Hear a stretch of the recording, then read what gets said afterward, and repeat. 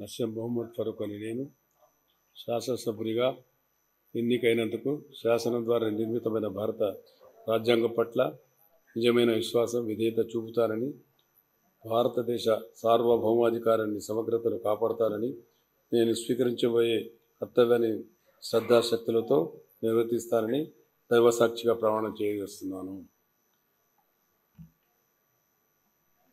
ఆంధ్రప్రదేశ్ శాసనసభ సభ్యుడైన నేను నస్యం మొహమ్మద్ ఫరూక్ అని నేను సభా నియమావళి కట్టుబడి ఉంటానని, వాటిని అనుసరిస్తానని, సభా మర్యాదను పాటిస్తానని, సంప్రదాయాలను గౌరవిస్తానని దైవసాక్షిగా ప్రమాణం చేస్తున్నాను.